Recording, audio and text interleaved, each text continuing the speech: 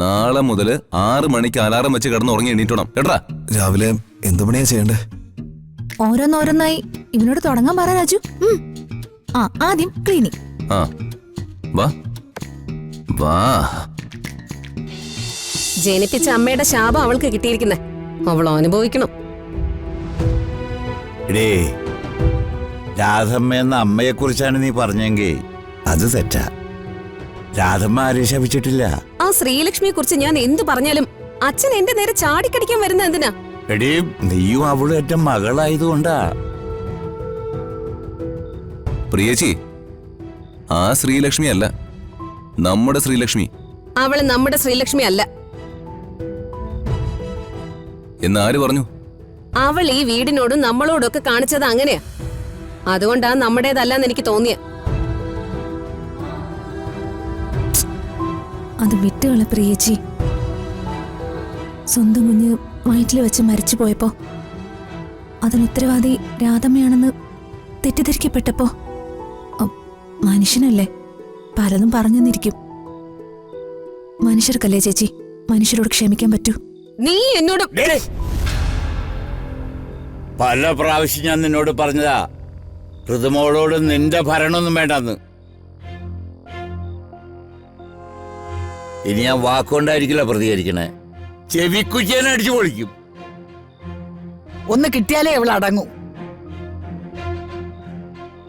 നീ വലിയ നേരത്തെ ഒന്നും ആവണ്ട. ശ്രീലക്ഷ്മിയെക്കാൾ ഒട്ടും മോശമല്ല നീ. എന്നെ കൊണ്ട് കൂടുതലൊന്നും പറയിപ്പിക്കണ്ട.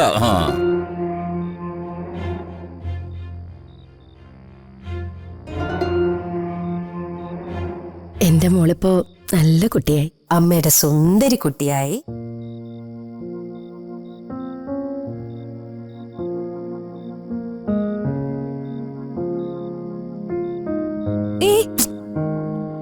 വേണ്ട വേണ്ട, അവിടെ കിടന്നോ. ഇതിൽ പരം എന്ത് ഭാഗ്യ വേണ്ടേ?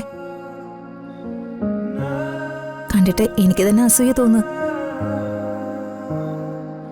നീ വിഷമിക്കൊന്നും വേണ്ട ശ്രീ, ഈ സങ്കടങ്ങളെല്ലാം മാറും. മാറണമല്ലോ.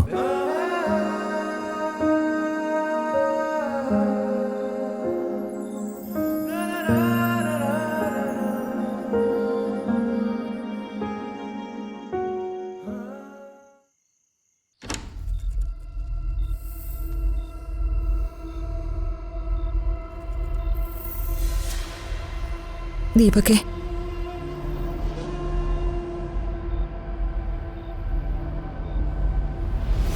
എന്താ കാഴ്ച ബംഗ്ലാവിൽ കിടക്കുന്ന മൃഗത്തെ കാണാൻ വന്നതാണോ? മോനെ, നിങ്ങൾക്ക് വളരെ സന്തോഷമായല്ലോ. എന്നെ അയാളും അയാളുടെ മകളും മരുമകനും അങ്ങനെ ഇതിനകത്തുള്ള സകല അലവലാദികളും കൂടി എടുത്തിട്ട് അലക്കുന്നത് നിങ്ങൾ കണ്ടോണ്ടിരിക്കല്ലേ? ഇതെല്ലാം കണ്ടിട്ടും നിങ്ങൾക്ക് യാതൊരു കുലുക്കുമില്ലല്ലോ. നിങ്ങൾക്ക് വേണ്ടിയാ ഞാനിതൊക്കെ അനുഭവിക്കുന്നത്. ദീപകേ, ഈ ഋതികയും രാജുവിനൊക്കെ ഇല്ലാതാക്കേണ്ടത് നിങ്ങളുടെ ആവശ്യ, അല്ലാതെ എന്റെ അല്ല. അതുകൊണ്ടാ അവര് പോകുന്ന വഴിയൊക്കെ പുറകെ ചെന്ന് കൊല്ലാൻ നിങ്ങൾ ഓർഡർ ഇടുന്നത്. നിങ്ങൾ പറയുന്നതായിട്ട് ഞാൻ ഓരോന്ന് ചെയ്യും, ഒടുവിൽ ശിക്ഷ മുഴുവൻ എനിക്ക്. എന്നാ എന്നോട് ഈ അക്രമമൊക്കെ കാണിക്കുമ്പോ നിങ്ങൾക്ക് അവരോടൊന്ന് റിയാക്ട് ചെയ്തൂടെ? എടാ, നിന്നോട് എനിക്ക് സ്നേഹം ഇല്ലാഞ്ഞിട്ടല്ലടാ ഞാൻ അവരോട് പ്രതികരിക്കാത്തത്.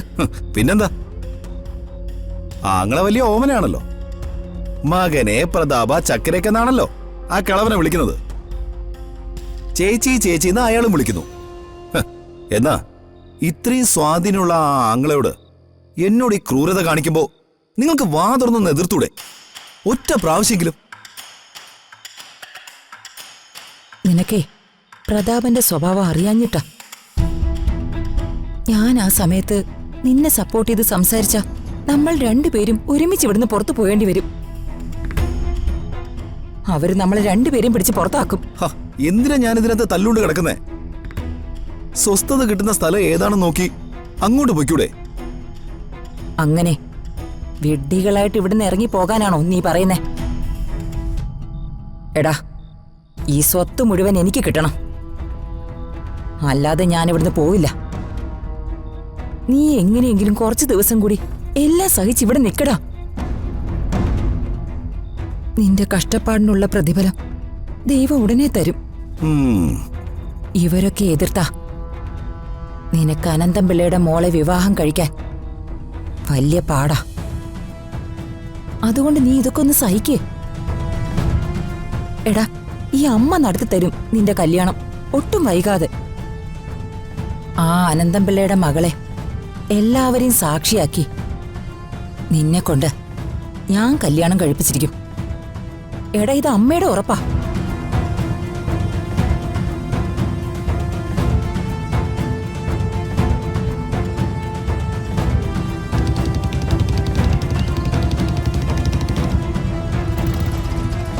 ഇറങ്ങ.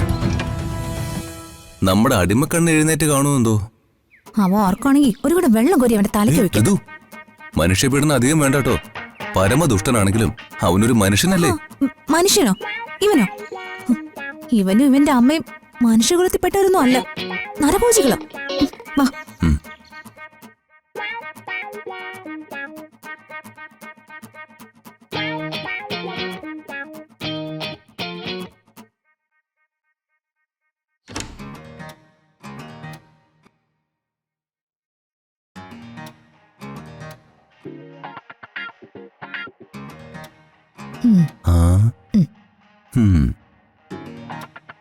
കിടക്കുന്ന കണ്ടോ യേശമാൻ? ദീപകെ, എഴുന്നേക്കടാ. എഴുന്നേക്കാൻ എണീക്ക്.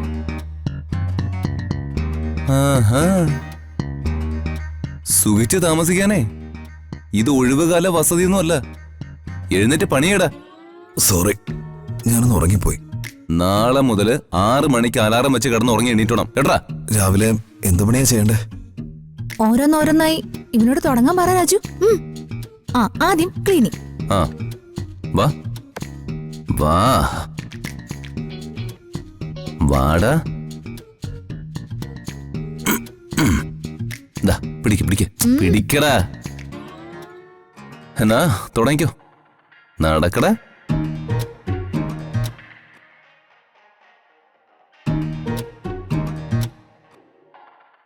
നിങ്ങൾക്കിട്ട് അടുത്ത പണി വരുന്നുണ്ട്. നീയേ ഒന്ന് കരുതിയിരുന്നോടി. നിനക്കെന്നെന്നും കരയാനുള്ളൊരവസരം ഈ അംബികാവർമ്മ സൃഷ്ടിക്കും. അതിനി വലിയ കാലതാമസമൊന്നുമില്ല.